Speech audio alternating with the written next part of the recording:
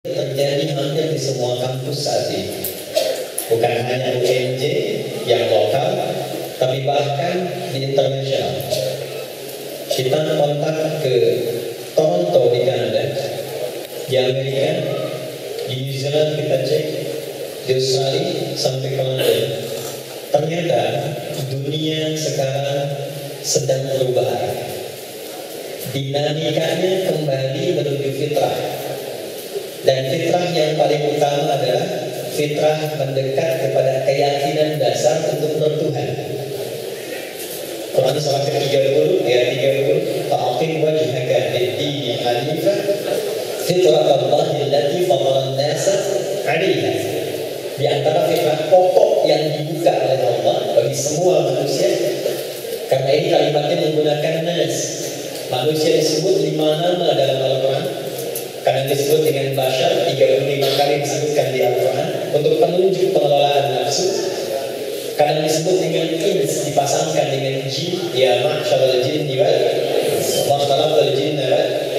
Pasangan ini disebutkan 18 kali dalam Al-Quran.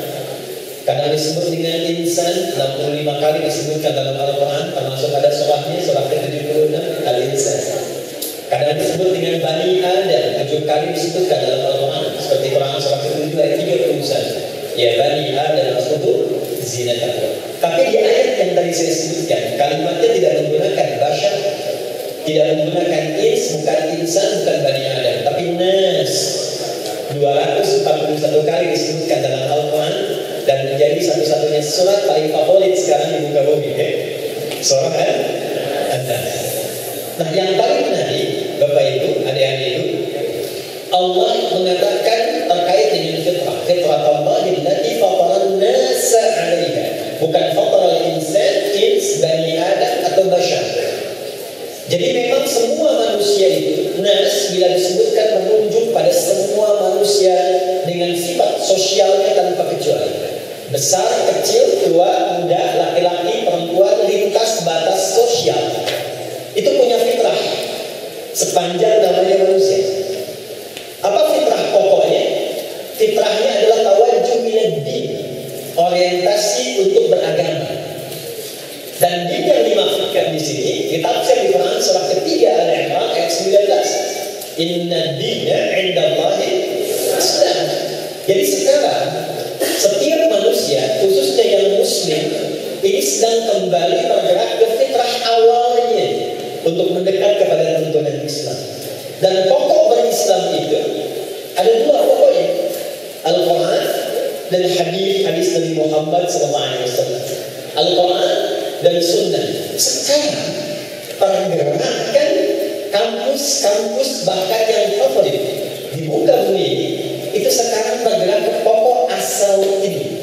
Kampus-kampus bahkan yang umum yang punya program khusus untuk orang Islam yang akan masuk ke situ sekarang menitik beratkan pada ahli Al-Quran. Di UNJ ada beasiswa untuk ahli Quran bebas milih mau jurusan apa saja. Prodi apa saja. Itu Jakarta sampai ke Semarang, Universitas Sultan Agung itu bebas milih prodinya apa saja untuk ahli Quran. Di Melbourne, di Sydney, sekolah Islam yang tidak ada Qurannya itu cenderung tidak laku. Di Toronto sekarang bergerak menjadi ahli Quran. Juara hafid Indonesia yang sekarang itu di New Zealand. Latihannya di masjid yang kami bangunkan itu, Masjid Osman. Lukman itu bukan asli Indonesia umumnya di New Zealand. Jadi yang paling menarik, semua sekarang bergerak kembali kepada tuntunan pokok asal untuk mendekat kepada nilai-nilai Quran. Apa kaitan dengan wisuda adinda semua? Pesantren ini sejak muda didirikan dan dilengkapkan namanya serta spiritnya, itu tidak pernah jauh dari nilai-nilai Quran. Bahkan yang pertama kali ditanamkan dari namanya saja, inspirasinya adalah seperti Anda yang nampak saat ini. Namanya Darul Arqam. Kenapa bukan Baitul Arqam? Kenapa bukan Manzilul Arqam? Kenapa Arqam yang dipilih namanya bukan Darul Uthman? Ada pesantren Uthman bin Affan. Ali bin Abi Thalib, Umar bin Khattab, Abu Bakar As-Siddiq, sangat banyak. Tapi kenapa yang dipilih itu Arqam? Arqam itu nama anak muda, usia 17 tahun, masuk Islam ke-17 dari 40 orang pertama yang masuk Islam di era awal Nabi Muhammad SAW dilantik menjadi nabi. Diajaknya oleh Utsman bin Affan radhiyallahu ta'ala. Jadi Abu Bakar masuk Islam, mengajak Utsman, mengajak Abdurrahman bin Auf, Utsman mengajak Arqam bin Abi Arqam. Usianya masih 17 tahun dan mewakafkan rumahnya yang berada di Bukit Sofa. Jadi kalau nanti Bapak Ibu haji atau umrah, bagi yang belum mudah-mudahan disegerakan ya. Tidak cukup dengan amin, amin. Siapkan gitu. Nanti sa'i naik ke Bukit Sofa, itu menarik nanti kalau ke sana isi dengan taklim. Jadi turun dari sofa itu sedikit sebelah kanan ada pintu, itu rumahnya Abbas, paman Nabi SAW. Punya anak yang bungsu jenius namanya Abdullah, dikenal dengan Abdullah bin Abbas. Nanti naik sedikit bagus salah, geser kanan ada babun Nabi, di situ rumah Sayyidah Maimunah.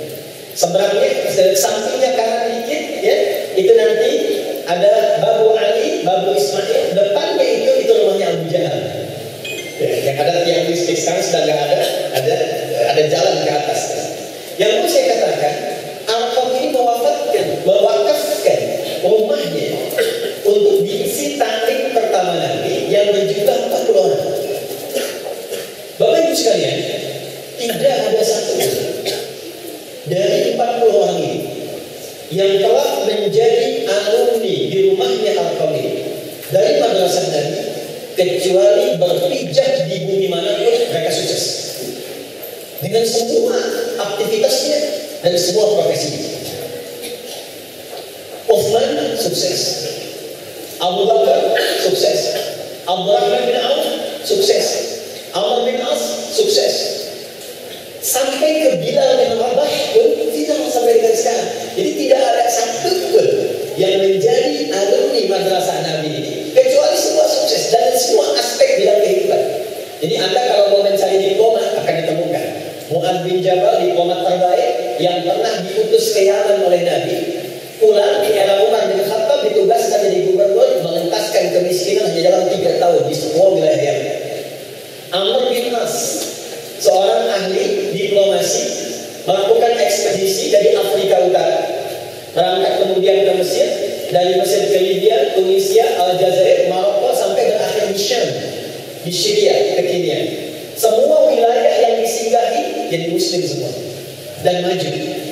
Sampai di Tunisia ditempatkan perwakilan gubernur kelak namanya Musa bin Nusir, melahirkan seorang panglima fenomenal namanya Tariq bin Ziyad, itu yang membuka peradaban di Iberia yang dikenal dengan Portugal dan Spanyol sekarang. Jadi semua orang yang pernah jadi alumni tempatnya pendidikan pertama Nabi di rumahnya Arqam bin Abi Arqam itu semua sukses. Kalau kita ingin ambil semua kegiatan yang berlangsung dalam satu tempat, makannya, minumnya, tidurnya, kerjanya, belajarnya, yang berputar dalam keseharian, itu bahasa Arabnya disebut dengan dal-yadul. Pengelolaannya disebut dengan adal yudir. Orangnya disebut dengan mudir. Ada mudir ma'had Darul Arqam karena mengontrol semua kegiatan yang berlangsung di mana. Kalau disebutkan dengan dal, artinya bukan sekedar tempat untuk istirahat. Kalau adik-adik mau sekedar istirahat datang ke sini, itu namanya bait. Bata ya itu bait. Jamaahnya disebut dengan buyut. Jadi kalau adinda 6 tahun di sini cuma numpang makan, numpang tidur, numpang istirahat, itu namanya Baitul Arqam. Jelas? Namanya apa? Karena itu Anda pulang ke rumah, rata-rata ibu bapak banyak tidurnya kan ya? Banyak istirahatnya ya? Ya kan? Banyak makannya ya? Kalian bisa jawab kenapa banyak tidur? Karena ini baik. Ya kan? Karena ini apa? Baik, kalian pulang ke baik. Kalau kalian mampir, singgah, mampir sejenak dan pergi lagi, itu disebut manzil. dinas pejabat disebut manzil, manzil safar, rumah dinasnya duta besar. Tapi kalau dar, itu bukan tempat hanya untuk tidur. Jadi kalau Adinda belajar di situ, makan di situ, minum di situ, berolahraga di situ, interaksi di situ, kegiatannya semua berputar di situ, itu disebut dengan darun. Darun di Salma wa Sulaima jaratun. Belajar malam itu kan? Ada ya? Darun. Ketika darun diidhofatkan kepada akam, maka berlakulah hukum mudhaf dan mudhaf ilaih. Apa kaidahnya dalam mudhaf ilaih? Kalau masih terpisah, itu masih umum. Tapi kalau sudah disatukan, maka melekat kedua makna itu nggak bisa dipisahkan. Hadza mimbar, ini mimbar. Tapi kalau saya katakan hadza mimbar ma'had, ini mimbarnya pesantren.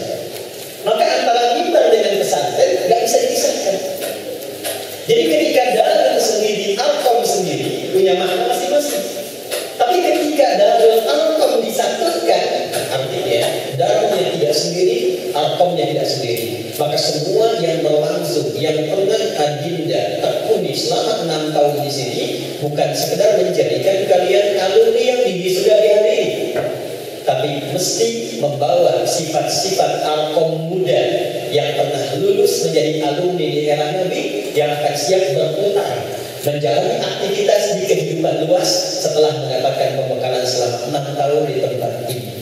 Jadi yang diharapkan makannya bukan sekedar makan, tapi makan yang seperti pernah diajarkan Nabi yang dulu 40 orang training. Belajar bukan sekedar belajar, tapi belajar seperti orang dulu pernah melakukannya. Dan ketika lulus pun bukan sekedar lulus, karena Adinda ini alumni Darul Arqam. Adik-adikku, kalian ini alumni tempat yang tidak biasa. Harus bangga membawa nama itu, harus bangga membawa pesan dan kesan itu. Maka ketika keluar flashback untuk mengabdi ke masyarakat, bangsa dan negara, kumpulkan kembali apa yang pernah diberikan Nabi selama pembekalan di Darul Arqam itu, yang kita miniasikan di mahat tercintanya.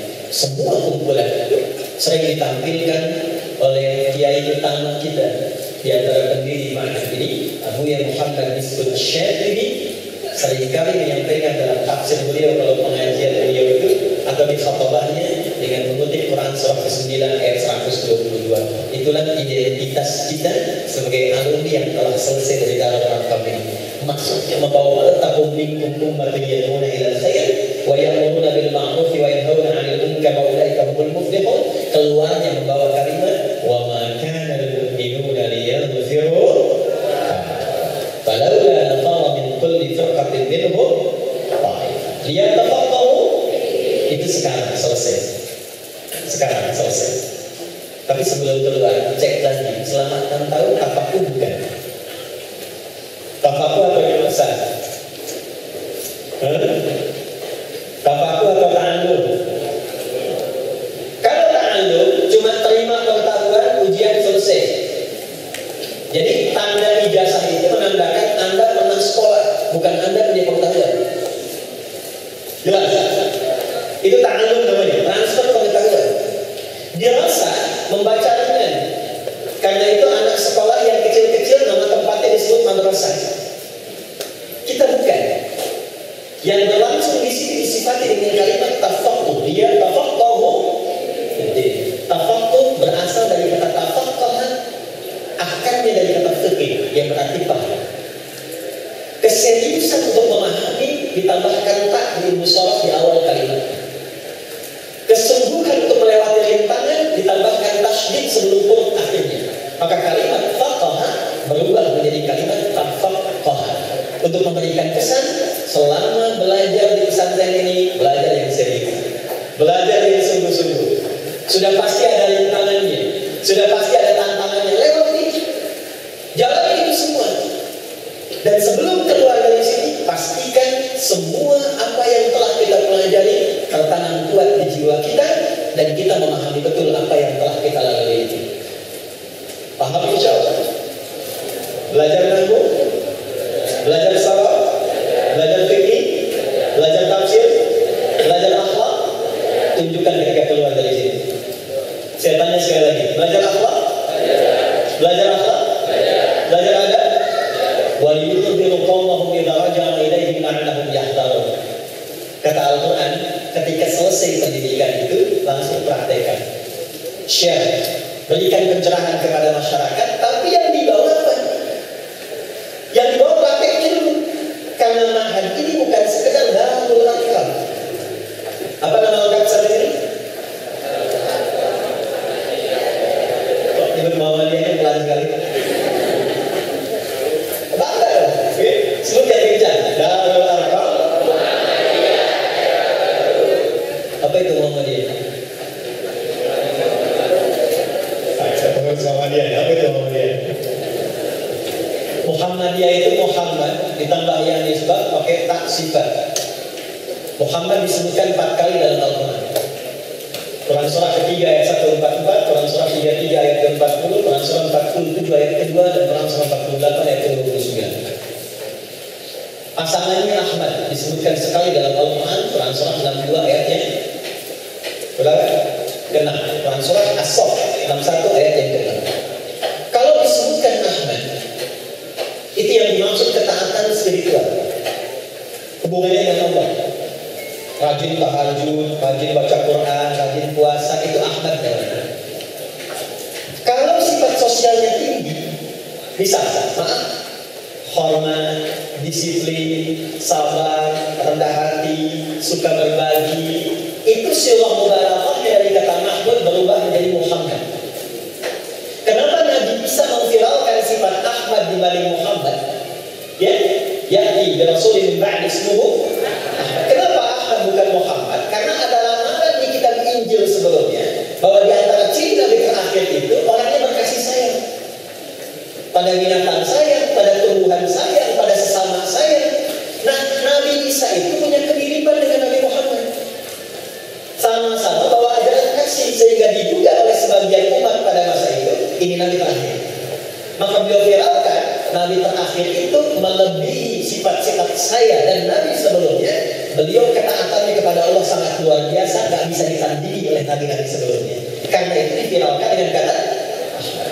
Tapi Kiai Haji Ahmad Dahlan bin Kiai Haji Abu Bakar bin Kiai Ilyas bin Kiai Sulaiman bin Demang Jurat bin Kapindo bin Demang Jurat bin Sapisan bin Kiai Grebek bin Maulana Ishaq bin Sunan Giri Maulana Malik Ibrahim, dan tersambung kepada Ali Zainal Abidin, dan tersambung kepada Al-Husain, adiknya Al-Hasan, anaknya Ali bin Abi Thalib, suaminya Fatimah Az-Zahra binti Muhammad sallallahu alaihi wasallam, bin Abdullah bin Abdul Muttalib bin Hashim bin Abdul Manaf bin Qusay bin Murrah bin Kilab bin Ka'ab bin Ghalib bin Fihr bin Malik bin Nadar bin Kinanah bin Khuzaimah bin Mudrikah bin Ilyas bin Nizar bin Mudar bin Ma'ad bin Adnan bin Abdi bin Abdi bin Muqawwam bin Nahur bin Darih bin Ya'rub bin Yasjud bin Nabi bin Ismail alaihissalam bin Ibrahim alaihissalam bin Azar bin Nahur bin Abir bin Kinan bin Al-Fakhshad bin Sam bin Nuh alaihissalam bin Mihlail bin Mashara bin Kinan bin Anwas bin Adam alaihissalam. Itu nasabnya Kiai Ahmad Dahlan. Nama aslinya Muhammad. Memberi nama persyarikatan itu bukan dengan Ahmad tapi Muhammad. Karena kalau Ahmad itu sudah biasa, semua orang mesti sholat. Tapi apakah setiap yang sholat bisa berbuat baik dengan sesamanya? Apakah setiap orang yang ngaji Quran bisa hormat pada orang tuanya? Bisa hormat pada gurunya? Belum tentu. Quran surah ke-33 ayat ke-32 paling tinggi sebelah atas.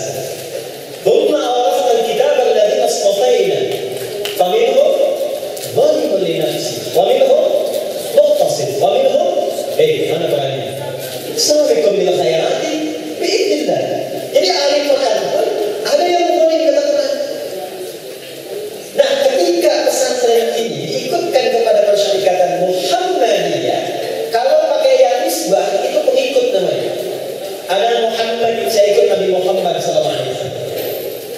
Tapi kalau ditambahkan tak Muhammadiyah, artinya persyarikatan yang diberikan supaya memberikan pencerahan kepada seluruh pengikutnya, seluruh bagian dari organisasinya untuk meniru akhlak Muhammad sallallahu alaihi wasallam dalam sifat sosial. Karena itu yang diviralkan kayak jangan seorang Al-Maun, bikin PKU, bikin sekolah, bikin rumah sakit, bikin kampus, karena sifatnya sosial. Apa hubungannya Darul Arqam? Ketika kita telah keluar dari sini, bukan hanya membawa ilmu-ilmu yang telah tertanam di jiwa itu, tapi sekaligus sifat kemuhammadiyaan yang diselimuti oleh akhlak yang mulia. Saya tidak ingin mendengar ada alumni Darul Arqam terjebak pada korupsi. Saya tidak ingin mendengar ada alumni Darul Arqam tidak hormat kepada orang tuanya. Saya tidak ingin ada alumni Darul Arqam yang masih mencela gurunya ketika keluar dari pesantren. Saya tidak ingin mendengar ada alumni Darul Arqam terjebak pada perbuatan-perbuatan yang dicela oleh agama. Longsor, banjir, apalagi gempa, tsunami. Longsor, gempa, banjir, tsunami disingkat jadi apa? LGBT. Saya tidak ingin mendengar ada alumni Darul Arqam terjebak pada aliran-aliran keras yang membahayakan. Karena kenapa? Pesantren ini bukan hanya Darul Arqam, tapi Darul Arqam Muhammad. Jelas sampai di sini?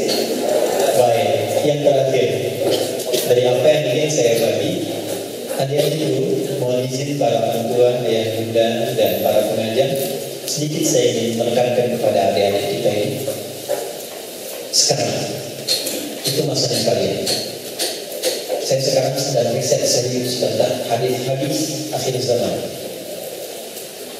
Karena kita memang manusia umat terakhir yang berkehidupan di bumi ini dan diutus di terakhir untuk kita. Sekarang hampir semua tanda-tanda yang pernah dinubuatkan oleh Nabi yang mengantarkan pada gerbang akhir zaman, bukan akhir puncaknya, tapi gerbangnya, itu sudah nampak di hadapan kita. Dan yang akan menjalani itu kalian tidak cepat. Kata Nabi, akan mendekat kepada masa-masa akhir itu ditandai dengan satu, taqarrubul aswaq, pasar mudah diakses. Sekarang sangat gampang. Dulu bapak ibu belanja ke pasar, diantar motor, naik beca. Sekarang buka handphone dari saku sudah bisa pesan. Taqarrubul aswaq. Satu. Yang kedua, sudah mulai ditemukan dalam kehidupan kita hadis Muslim, bahkan dalam bab muqaddimah. Ya, kalau kita baca nomor hadis 11 sampai 12 ada bintang juga di dalamnya. Kata Nabi, saya ya'alaikum zaman, akan datang di satu masa bagi kalian unasun, sekelompok orang yang sebetulnya tidak mengerti tentang agama, tapi banyak komen tentang agama dan sudah banyak bicara, menampilkan teori-teori yang membingungkan. Kalian bisa bingung, jangankan kalian, kata Nabi. Orang-orang yang hidup sebelum kalian pun kalau dengar itu ikut bingung juga. Jadi Abu Jahal pun kalau hidup lagi itu bingung dengan statement itu. Pernah dengar kalimat ini? Semua agama sama, menuju pada Tuhan yang sama, cuma caranya beda-beda. Pernah dengar itu? Yang menyampaikan yang punya gelar tidak? Punya gelar. Pendidikannya tinggi tidak? Tinggi. Bingung tidak kita dengar? Jangankan kita, kata Nabi, Abu Jahal pun kalau bangun lagi ikut bingung. Karena sejahiliyah di zaman dulu itu kan ditemukan statement itu. Sekarang bisa muncul. Kata Nabi akan muncul orang-orang demikian, terlihat seperti pintar tapi membahayakan. Terlihat seperti pintar tapi membahayakan. Karena itu saya berpesan kepada adik itu, sebelum kalian keluar dari gerbang ini, pastikan dua hal tadi yang telah dipelajari, baik ilmunya ataupun akhlaknya, renungkan kembali, siapkan kembali, karena akhlak itu menjadi bagian terpenting untuk menghadapi tantangan zaman di masa ini. Keluar sedikit, jangan hanya di Indonesia. Buatkan cita-cita yang paling tinggi sampai keluar. Sekarang dunianya menjadi mengecil. Jangan hanya berpikir alumni tingkat nasional, tidak. Lebarkan sayapnya. Sekarang dunia sudah menunggu. Eropa, Amerika, Afrika, sampai ke Timur Tengah, semua sekarang bisa dilakukan interaksi dengan sangat cepat. Karena itu saya berharap bentengi diri moral kita dengan akhlak yang baik dari sejak pertama kali masuk ke ma'had ini, bawa ajaran itu, kemudian sikapi semua dengan literasi pengetahuan. Karena sekarang nggak ada cita-cita lagi. Sekarang pertanyaannya bukan begini, Anda mau jadi apa? Bukan itu pertanyaannya. Karena setiap yang kita harapkan sudah selesai masanya. Ada yang mau jadi presiden? Sudah banyak yang pengen. Ada yang mau jadi insinyur? Arsitek? Coba saya mau tanya di alam ini berapa jumlahnya? Oke, dari 110. Siapa yang mau jadi ahli tafsir?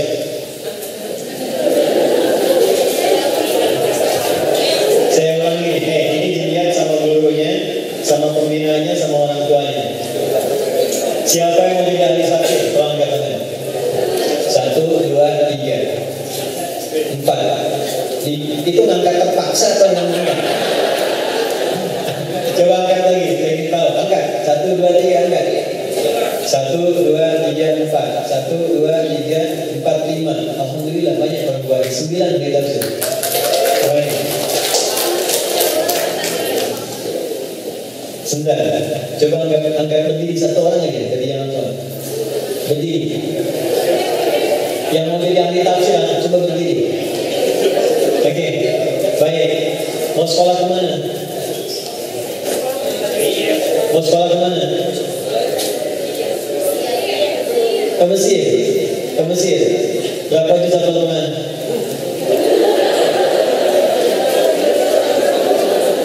Berapa juta?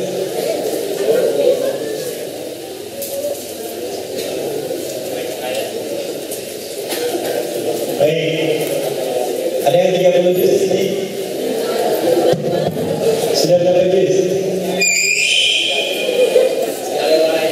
Baik, mungkin Aulia. Baik, Aulia dari nanti Bogor. من بقرة حمد تريد أن تكون مفسرة في المستقبل.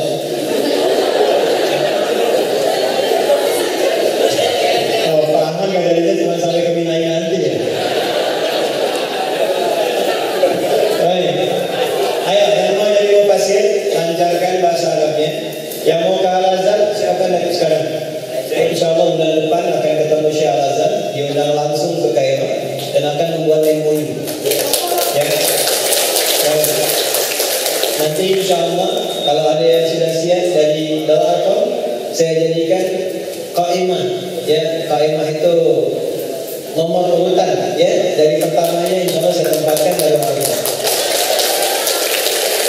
Dengan syarat bahasa Arab lancar dan hafal Quran.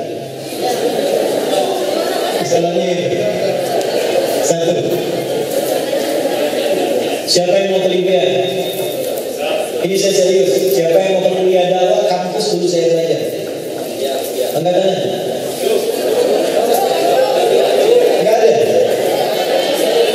Ada. Mana? Angkat tangan berdiri. Berdiri. Nasbuk. Dinabila. Kamu hafid Al-Quran? المعزات إلا بس يكمل يعني إن شاء الله لا في أسبوعين المستقبل إن شاء الله القادم سيأتي البعثة من طرابلس من Niger akan datang bulan depan sekitar 2 pekan lagi. Itu pengurus dari Rektor Kuliah Dakwah Islamiyah. Saya diberikan khusus se-Indonesia 1 orang yang ditunjuk memberikan 20 kuota untuk kuliah dakwah. Anda masuk ya?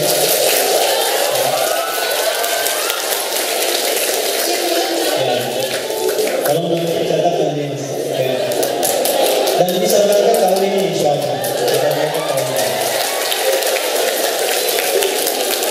Beasiswa gratis, tidak bayar tiket semua, insya Allah sampai tempat tinggal sampai pulang. Ya. Dan kalau jangan selesai kecuali sampai S3 karena paketnya sampai S3.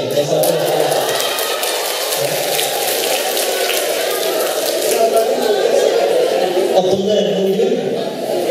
الطلاب أين أنتم؟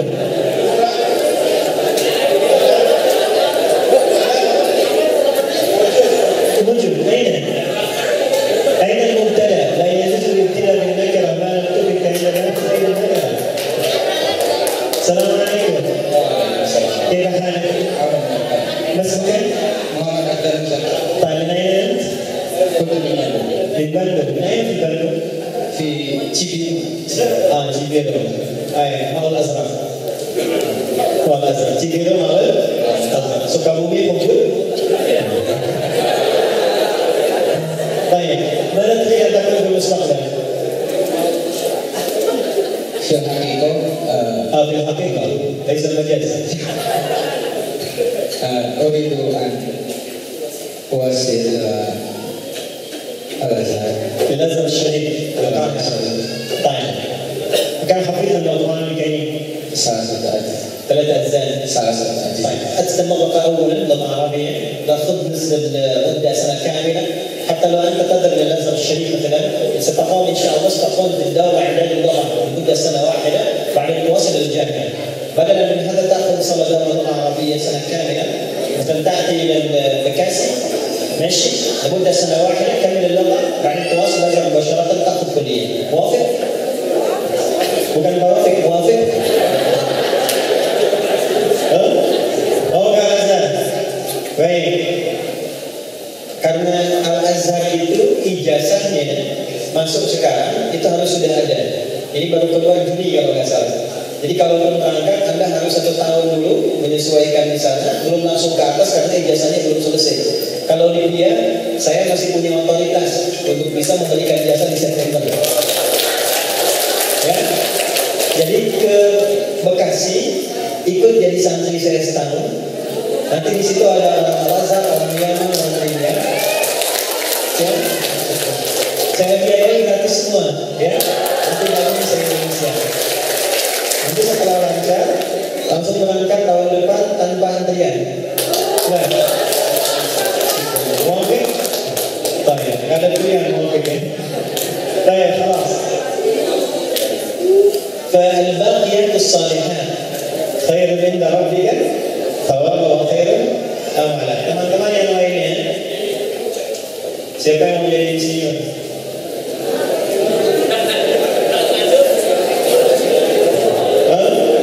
Siapa yang mau jadi dokter? 1, 2, 3, mana lagi? 4, 5, 6, 7, 8. Mau nggak? Mau nggak? Belum saya.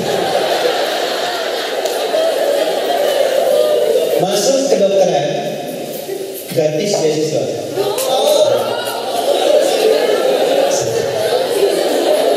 Sekarang ada jalan cepat dan saya bisa merekomendasikan masuk kampus-kampus favorit. Tapi syaratnya Pak, kalian hafal Quran 30 juz.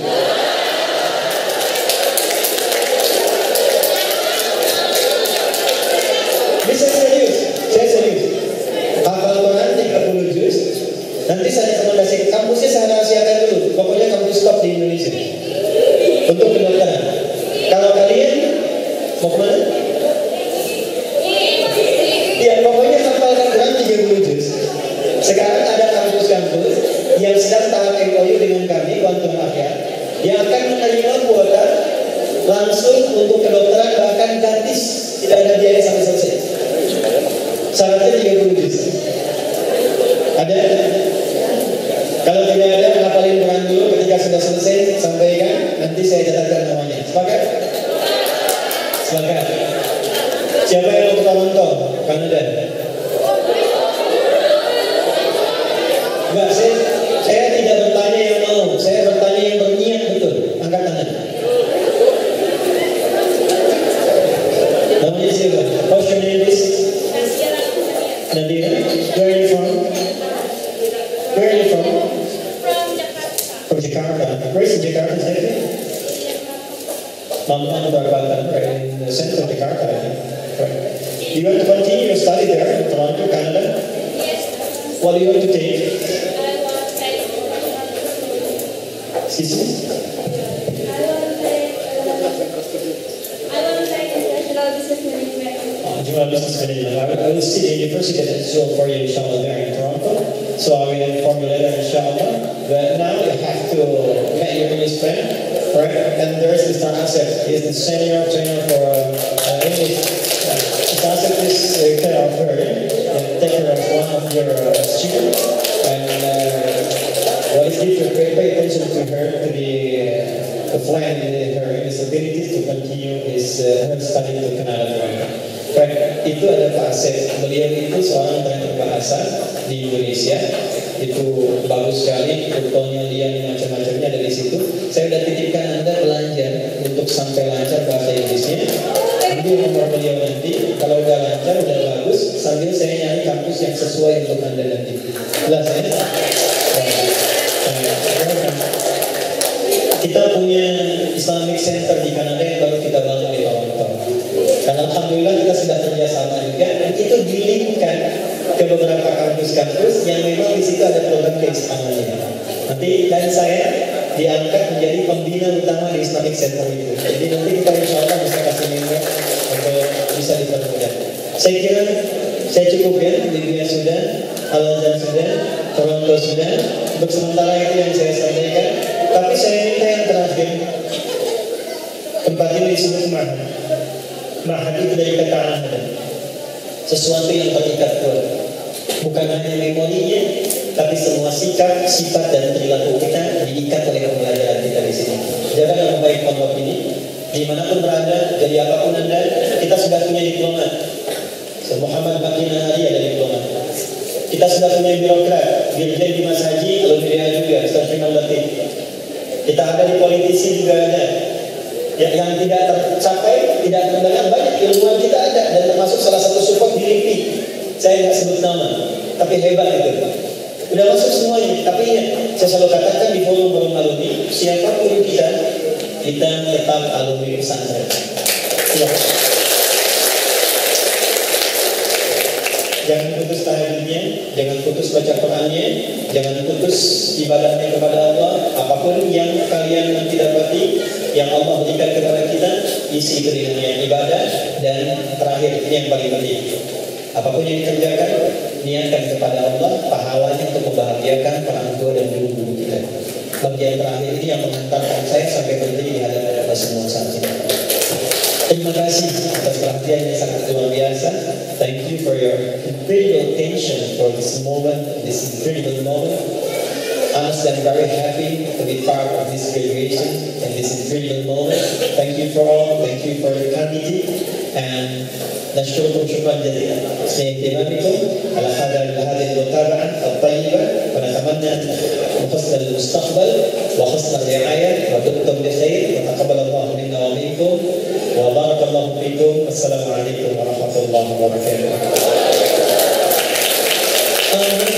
Wisuda terbaik siapa? Tomdan.